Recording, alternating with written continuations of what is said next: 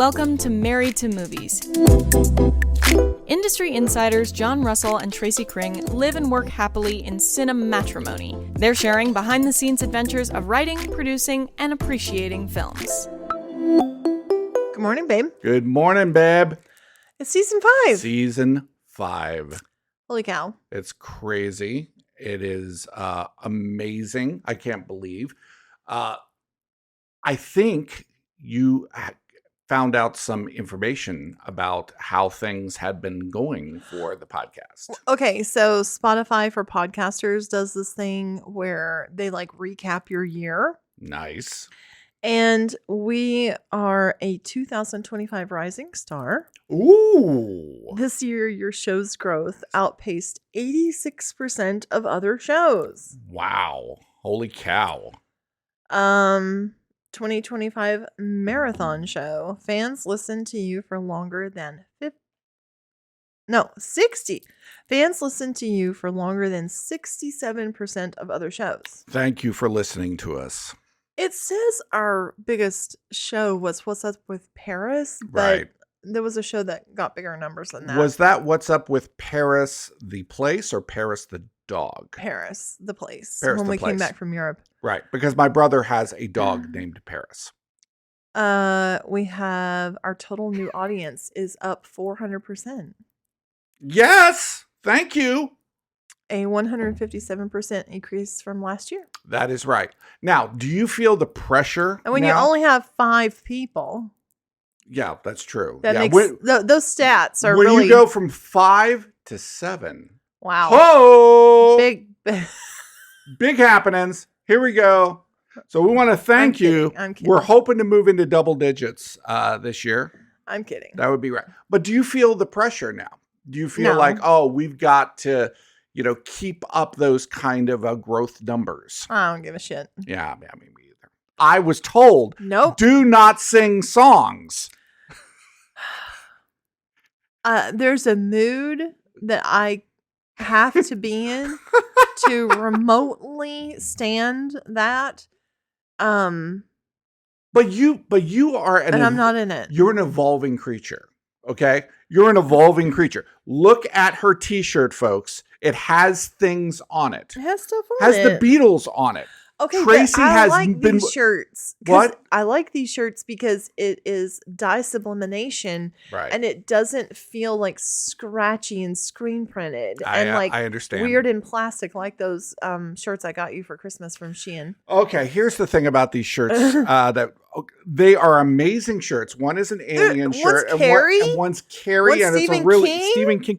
They're all extremely cool. They are also AI. They're totally made by AI. They are AI as fuck. Okay, And when they're you look- also like on this sheet of plastic. yeah, that's they are. adhered Yeah, to the shirt. yeah, they're Wear that shirt when you go like all you can eat ribs or something because like you can just wipe your shirt just like clean. straight off. There Just you go. take the Just little the- lemon scented hand wash and Right. just like wipe your shirt off. Right. The really funny thing is that when you look really, really close, you find like the weird things. Like Sigourney Weaver looks like a dude. Yeah. Yeah, she looks like closer to Bill Paxton. Yeah, yeah, maybe. Whenever we're here in New York, like we may not get out that many times like to socialize, right? Maybe like once a week we go out in a public setting. Right. It's dumb to get like a bunch of cool stuff for Christmas and then go home and never be able to use it. This was a whole thing where you wanted Christmas presents earlier so that you could wear them and you could show them and enjoy them As I before went. Christmas. Yeah, like we had a cruise Right. for Thanksgiving. And you wanted some clothes so that you could wear them on the cruise. Folks, I don't know if you've ever been on a cruise. It reminded me of like that end of WALL-E where all the people were totally. just fat on the boat and just like Zooming being around in fed chairs. food and and commercials and content. Yeah, it was like that. It was like that. I mean, on the boat they would have like auctions for like fine art. Well, you don't and have to like pay watches. taxes out in the middle of the ocean or something. There was a casino. I mean, we did a lot They of the auctioned off like a Picasso. Yeah, it was a Picasso. Yeah.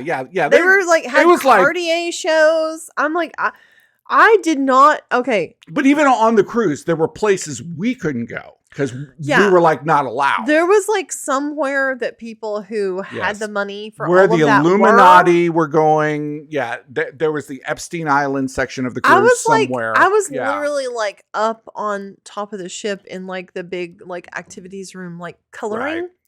Those people were not doing that. So we went from the cruise to the reshoot of Sky Valley. To the reshoot of Sky Valley, which was The reason that we had to reshoot was because the hard drive malfunctioned and we lost the whole end scene. we lost the whole. We lost other end- files also, Yeah, but but we it was lost really the entire ending. the of entire film. end of the film. Man, it was a great shoot.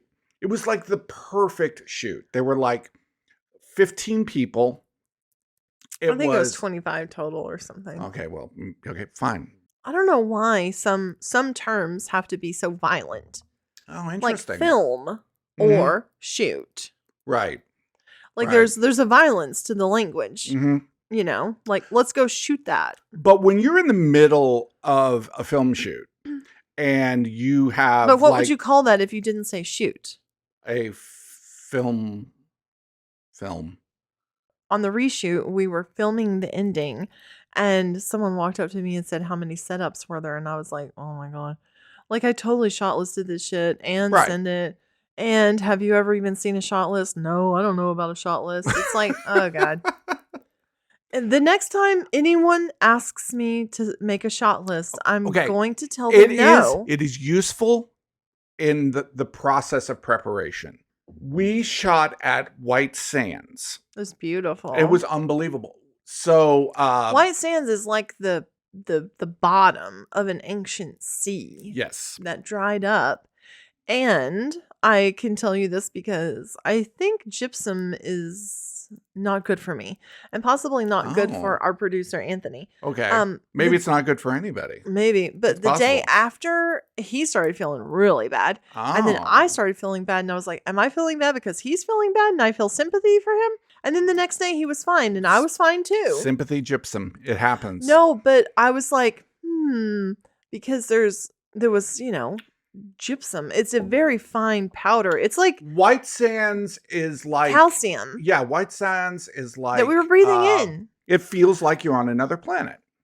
So it felt like the perfect place where she walks through a door. No, don't spoil her. No, okay. no. Okay, fine. I won't spoil anything. Oh, let's just lay out the whole ending Okay, for you I'm here. sorry. Okay. Watch the damn movie. Okay, watch the damn movie. We basically couldn't shoot at White Sands until the government finally reopened. Yeah, we were going to shoot in late October.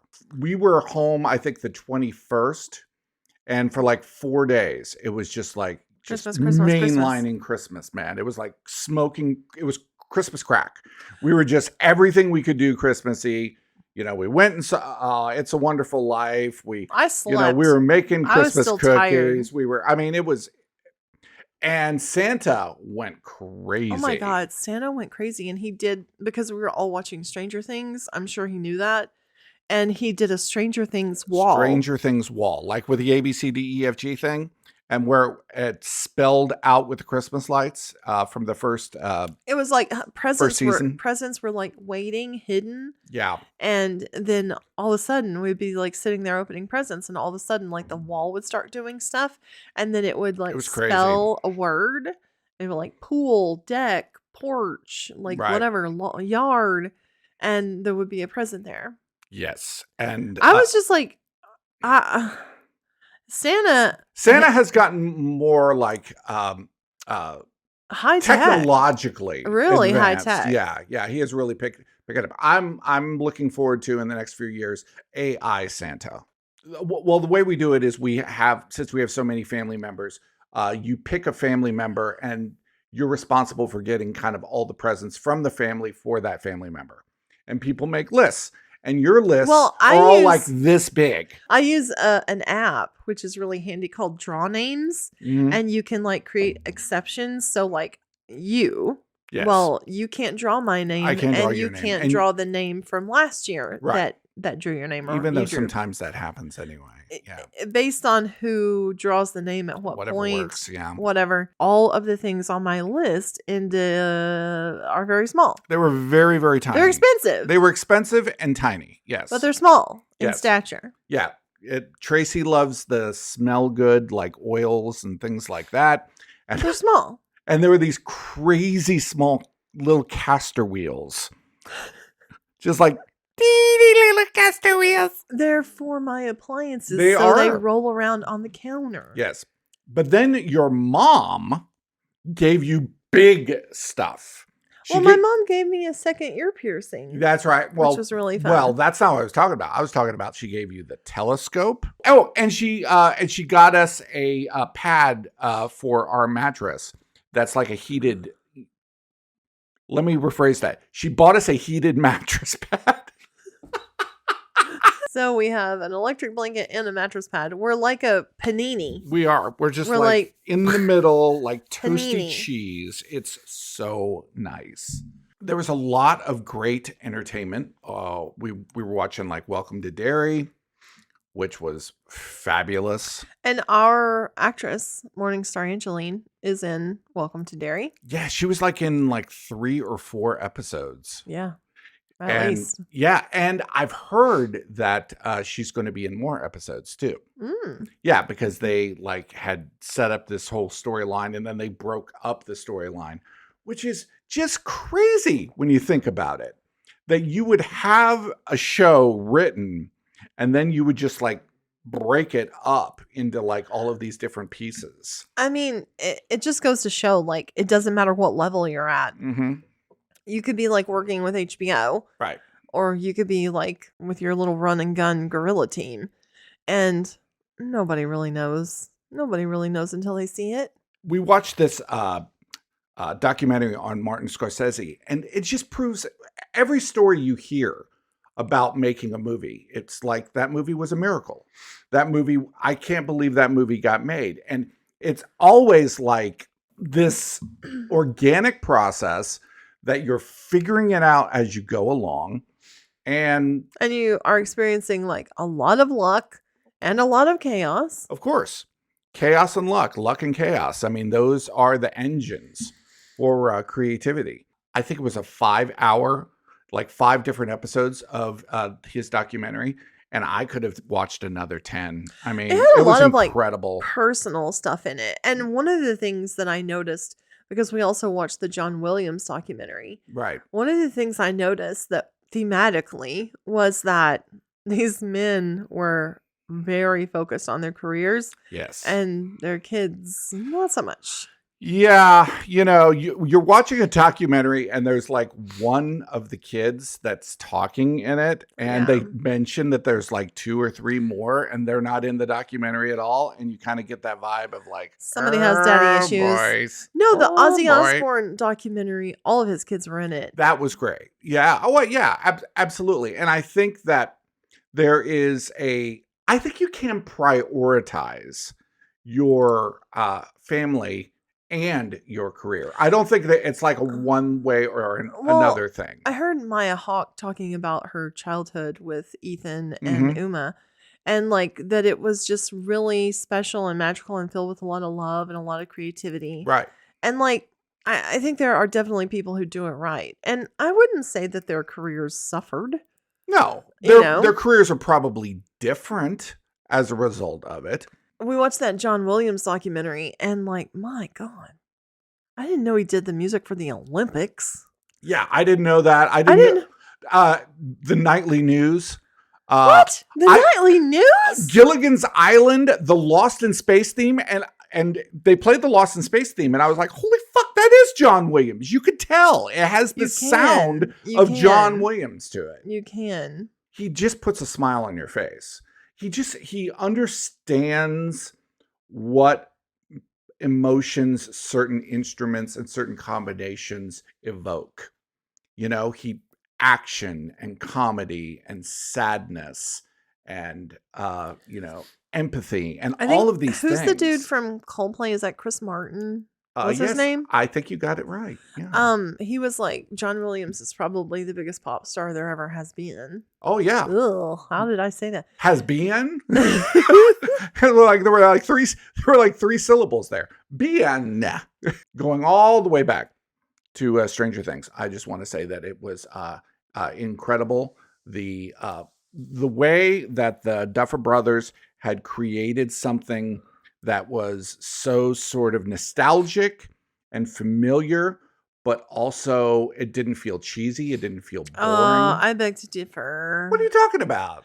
The whole season, I feel like there was tons of cheese. There was awful dialogue. I love There the was cheese. like, Give me more cheese. let's talk about all this like stuff, Well, and then that's the way the let's whole show run works. around and do You're stuff. complaining about the actual nature of the show, Well, which is like maybe make plans I'm and then go over do that. it. Yeah, make a plan and then go do it. But it was like reminded me of dialogue from the Vampire Diaries. Oh, okay. It just was not, at times, it was not elegantly written.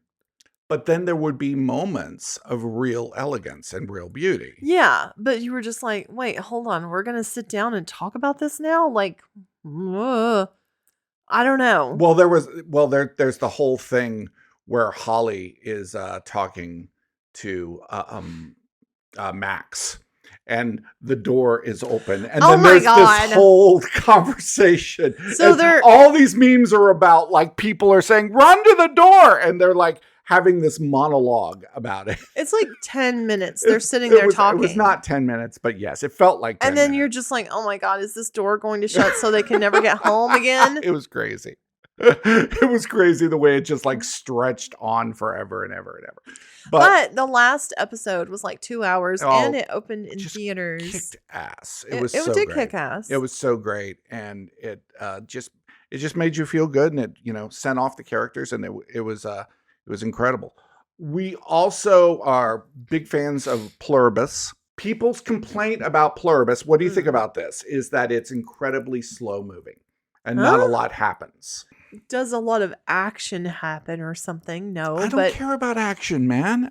Action doesn't interest me. It's one of the more political things that I've seen in a while. Right. Because it's actually exposing. It doesn't really talk about the topics. Right. But it exposes questions. Yeah, questions. Like, for instance, so in Pluribus, this whole like alien hive mind creature thing has taken over, and all of the people have converted into one. Everybody in the world is now melded together. Right. They all have each other's knowledge. Yeah. What happens though is that the hive people are like kind of become slaves to the people who are still autonomous. That's true. Which is why the hive people are trying to change the people that are. But they don't seem upset that they're really taken advantage of. They're honestly raped. Well, it's really about individuality and what is the value. They want to make a person happy, and they can't say no. They can't say no. Right. So I'm sorry. It's impossible for them to say no. But they're being intimate. Right. But it's impossible to say no. So they're being 100% raped. Well, yes. There is no consent if there is no way of saying no. No, Absolutely. You're not free. That's like quintessentially you have no freedom. True. So they're all slaves to the people who are still autonomous. It's really weird. It is. It is. But then also the people who are autonomous are like need them. It's also they need to be taken care of by them. There's also this nature of the people trying to make everybody happy. The ones that But she asks for like a bomb. Right, exactly. And they can't say no. No, they can't say no. And there is a scene where there's this like culture that they will fake to make this person happy. And then as soon as they've like inhaled and become part of the collective, it's like everything, all that culture is gone. And I thought that was very, very powerful because culture means nothing to these aliens. No. They all sleep together in like a warehouse on the floor. Yeah, gym. Because everything is about what is good for the collective. Right, but it's like It's kind of like they've become ants. Well, I mean, there's no more culture. Right. And there's no more creation. More creation. Carol is like the only one who can still write something that's never been thought of. Right, because everybody knows everything that's ever been created. Yeah. Right. So like it's actually like really boring for them. Right. So I just feel like it's very existential. It's very political. It is. I think like every time that I'm watching an episode, I'm just like, yeah. That's making that's saying It's something without saying it. It's the best kind of sci-fi. It's the best kind of sci-fi. It's the best kind of genre where you're really talking about the big questions. The earth has lost its soul. Mm-hmm. There is no soul anymore. But they've also like, there's this guy who's like hiding out somewhere in South America, and like he decides to leave and go try to find Carol. And really the Hive is kind of like a god, because he gets into a position where he's really going to die and he gets saved by them. And it's like he has been denying them. But this whole it's time. kind of religious. Yeah. Yeah. Because to him, to take anything from them is false, know? So it's like, I don't want your, help. I don't want your, but it came off to me as like a spiritual quest. I don't know. It's a really cool show. Yeah. I hope that people are watching it and not just surfacing it, because there's a lot there. Yeah, it was very, very cool. Highly recommend. Also talking about a cool kind of a political movie. We saw this movie called Good Fortune. I love this movie, and no one has said anything about the dang thing. No. It's Keanu Reeves, Seth Rogen, written and directed by Aziz Ansari. So Aziz's character is like poor, like fucked off and poor. Yeah, like real poor, not movie poor. Like living in his car, yeah. He's poor. Yes. He works for this rich dude, Seth Rogen, and then this angel of Keanu Reeves like thinks that he's a lost soul and gives him an opportunity to live as the millionaire Seth Rogen. It's kind of making fun of the like It's a Wonderful Life. Yeah. It turns it on its head because Keanu's like trying to convince him that the life of this millionaire is not as good as you think. It's like, oh, you think you'll be happy? Well, try being this millionaire, and then you'll see what they have to deal with. Yeah, so it's like, the guy who's there to fix the pool is telling Aziz like, hey, sorry, it's going to be like $40,000 to fix the heater in the pool. Sucks. And Keanu's like, hey. Isn't that inconvenient? That's a lot of money. That's kind so of a inconvenient. hassle, it's a hassle, isn't it? And he's just like, fuck no, I got all the money in the world. He's like, boom. It's not. That was my Aziz Ansari. Hey, man, No, it's not a problem for me at all. Not a problem for me. I got the money. So Keanu kind of figures out like, oops, I've done a bad thing here, and he's never going to want to go back. And he has to voluntarily go back. Yeah, getting him to go back to his old life is a challenge. And then through other Keanu loses his wings. Keanu loses his wings, and then he becomes poor, and he has the experience of living in his car. He's a dishwasher. He's a fallen angel who's a dishwasher. It's really funny. It's really funny, and I loved it. And it is. It's really talking about exactly like the social constructs. It's talking about class. It's talking about the 1%, the mindset. Seth Rogen kind of is playing this. He's not like, an asshole, but he's as much, an asshole as anyone who has that much money is. Yeah. He's probably the nicest version of that kind of asshole. He's still a cool dude, but he's not nice to necessarily other people. No. But whoever did the costuming for that movie did a great job. Mm-hmm. And specifically like Aziz's poor clothes, Seth had to be in the same clothes when they switched places, and vice versa. And then when Keanu the outfits was were wearing, great. When Keanu was poor, and He wore t-shirts. It looked like full on thrift store stuff. Oh yeah. I mean, it was Well, just imagine like, okay, I'm a fallen angel. I've never gotten to like wear new clothes. I go to a thrift store and this is like the dollar t-shirts. Yeah, this is the thing that it was just so interests smart. me. All of the costuming I just loved. Highly recommend Good Fortune. I think they did a really bad job of advertising that movie. We are sitting here and it's a few days into 2026. And I think it's going to be a great year. Is there anything about 2026 that you want to do differently than you did in 2025? Wow. I think I recognize the value of travel, of adventure, writing. We wrote like 4 scripts in 2025, and I think that we should definitely try to do that. Maybe less screen time, maybe more reading. I would like a day, like to sit down and divide my day up into various activities, like, just to have an hour that is designated and dedicated to some sort of learning, whether that be reading or whatever it is, or having a question. Like the other day, I like heard some crazy shit about how old the water on our planet is, and I'm like, I want to learn about that. Right. But like, it's like, okay, well, where's that going to fit into my day to like take an hour to learn about where the fuck the water on this planet came from? Right. And that's interesting. Well, and the thing is that when you're learning something, it sparks ideas. Yeah, like we had learned about that Italian tree. And I was like, oh man, there's a whole story there, that we could like get into, and that's something really cool. Could inspire something, like if you know something, right?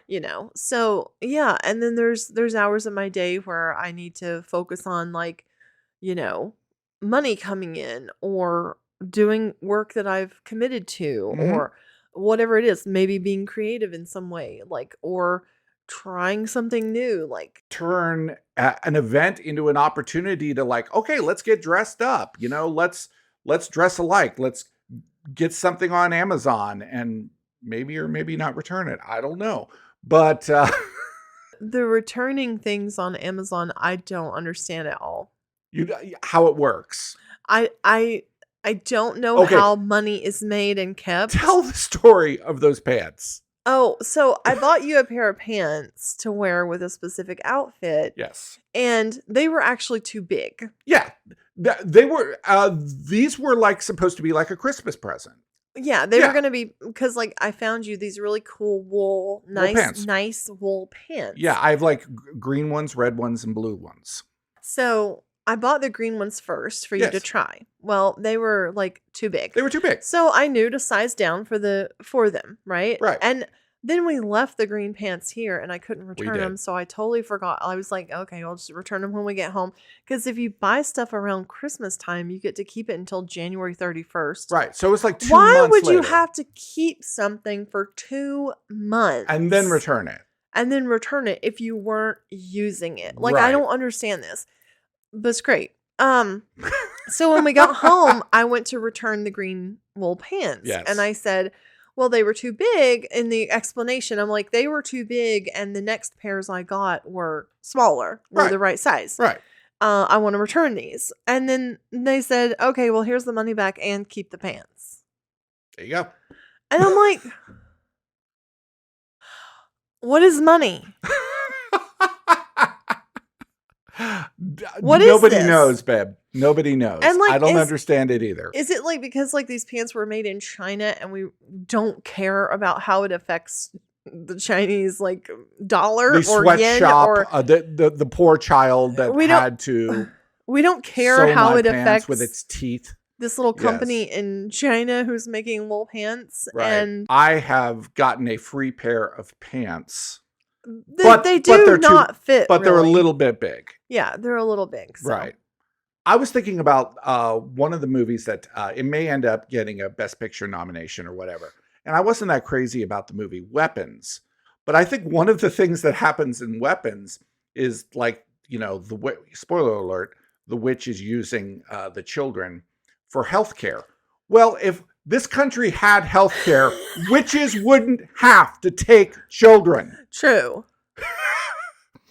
So it's another example of universal healthcare. Universal healthcare would have saved those children that experience. Well, yeah. Yeah, I had my qualms with weapons for sure. Of course. But when you look at it that way, that it's really about the lack of healthcare in this country. Mm-hmm. And the fact right now, the subsidies are expiring. And, people are going to, here's the thing. Okay, there is an effect that these things have. Mm-hmm. And I saw a story of a guy whose inhaler went from $56 to $569. And he said, well, I can't pay for that, so I'm going to go ahead and pay rent. And he died 5 days later. Are those kinds of stories real? I don't know. Was it like on a... I don't know, but it makes sense, doesn't it? It's a metaphor, but doesn't it really happen? I understand, but it makes sense. These things have an effect. Okay. His inhaler should be free. I understand, but also, I feel like borrow the money. I understand that. Steal the money. I understand that. But wanting to live, wanting to eat, wanting warmth is not entitlement. And I think that is the thing that some people will say. I ain't got no warmth. Okay, there you go. Okay. I live in a house with literally 80% windows. Right. Okay. I shouldn't expect it. Right. Well, I don't know about that. I choose that. Okay. Well, I understand that. They should have considered I wonder that. if they're breaking their own rules as far as housing goes. Probably so. I'm going to look into it. Oh shit. Fight the power. I'm basically a lawyer now with ChatGPT. You are. I'm a lawyer. That's right. You 100% are a litigator. You are in all things. You do the contracts. You do all of that. So, hey, I have shown my contracts to lawyers, and they've said, really good. Add this one thing. Boom. And now I know the thing they usually tell me to add, and I'm adding that. And they'll be like, yeah, it's good. There you go. Because I really try to figure out all the ways that it could. All the ways they could fuck you. All the ways you could get fucked or they could fuck you. Yes. And that's a lot of ways. It's a lot of ways. That is a whole lot of ways. And then you still don't know all the ways. Well, I mean, yeah. I mean, if they want to find a way, they will. Is this clause where if one thing in the contract is found to be unlawful or unenforceable, that doesn't nullify the whole contract. Oh, so if you've made a mistake. Interesting. Yeah. I've heard that's a new thing with our fucked up government where they're trying to remove people's citizenship, and they're like, if there's something on the form that is wrong, that immediately nullifies their citizenship. Yeah. I mean, that's just it's just cold. It's just mean. It's just being a prick. It's just, and the other thing is that they are trying to create a quota of how many people they can denaturalize in a month, which once you create a quota, what that does is that invites fraud. Yeah. That people to be like, okay, we got to meet our quota. So whatever we have to do to do that. Quality goes down. Oh, absolutely. Truth goes down. Yeah. Honesty goes down. Corners get cut. Anything. Yes. Once you've created a quota that somebody has to do, then people will cheat to meet that quota. Yeah. The one other thing I was wondering about is that we've talked about maybe we should diversify our show a little bit and maybe do kind of mini shows and, things like that. What do you think about that? Sounds like work. You were a big fan. You were a big fan of it like before. more work. But now we're like here. More work. It is. It is more work, man. You know, I really love reading scripts, and like, I would like to do a deep dive into a really great scene Mm-hmm. and like read the script and You know really what's more break fun it down. than that? What? Is reading a bad script.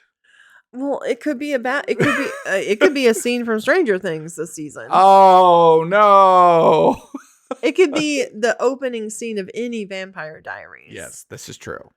You know, and that's one of the things I do in my classes is that I have an example of something that's bad so that you can see, okay, a lot of what you're going to get as an actor sucks. Okay, this dialogue you're sucks. making something out of nothing. So you've got to find a way. Mm-hmm. You've got to find a way to make this great. Oh, you know, one other movie we saw was Marty Supreme.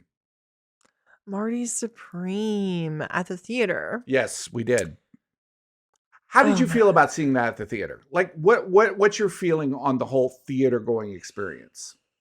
I would rather have seen Avatar Fire and Ash in IMAX 3D, personally. Blech.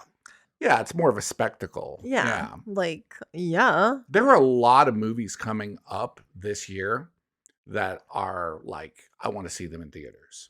But Marty Supreme, it was great. It was great. It was a great movie. Yeah. Timothy Chalamet was great. It was great. It was great. He plays a wonderful version of like the characters asshole. Are dumb. And the characters are dumb in the right way. Yes. And just, you know, incredibly self-destructive. Flawed and destructive. Yes. In exactly the right way. Perfectly done. I love the Safdies. Like Uncut Jams. Yes. And Good Times. Good Times. Good Times stands above, I think, both of those movies. I think it's the best. Yeah. So far. Right. All of them are just anxiety rides. Like you're just, oh my God. Like to be living in a person's life at the most anxiety riddled time. And honestly, that Leo DiCaprio movie, I never remember what the damn name of that thing is. Which one are you talking about? One Battle After Another. One Battle After Another. Yeah, I absolutely. can never remember the name of that thing. Yeah, One Battle After Another. No, that was fantastic. That's very Safdie Brothers. I love that. Vibes. I love that movie. Yeah, vibes. I thought that movie that's probably my favorite movie of the year. Yeah. That was incredible. But Marty Supreme was amazing. And I think that it was more amazing because we saw it in a theater. I think that the theater experience, should be encouraged. I'm not saying everything should always be necessarily in a theater. Like, there would be no reason to see Good Fortune in a theater. No, there's not. It's not a theater movie. Like, you used to have like straight to VHS movies, and that's fine. Mm-hmm. But something like the Stranger Things finale, how Netflix is like, let's dip our toes into the theater. Right. I wonder how this is going to pan out. Yeah, Netflix is saying that they want to shrink the theatrical window to 17 days. Right now, the theatrical window is 40 days. Oh, wow. Yeah. That seems like a lot. It does seem like a lot. It really does. I appreciate the fact that they actually want there to be a theatrical window. And I think that having like Netflix and people behind that, and maybe Netflix starts to put more of their shows in theaters too. I think that could be, very, very, very cool. But yeah, man, Well, I think there might be a situation where people, I know I have started to feel like, I think we actually do need to participate in being in the lives of other people. Okay. And like, I think we actually do need to be social a little bit more. I agree. And I have felt that, certainly. Well, we have new neighbors. Yeah, and I need to go and deliver a loaf of bread and some little presents for them. Right. Even though I've not done that for any other neighbor, if any have moved in. Episode 1 of season 5 is down in the books. In the books, where and if you have suggestions for what you would like to see or hear? Or I'm just gonna be like open to like if I see a movie and I'm like, oh my God, that was such a good scene. I'm just gonna like we'll do it. Okay, you mean like we'll read from the script or something? We'll just like it'll be like whatever variety, like it always is. It's like, hey, that was interesting. That thing that just happened.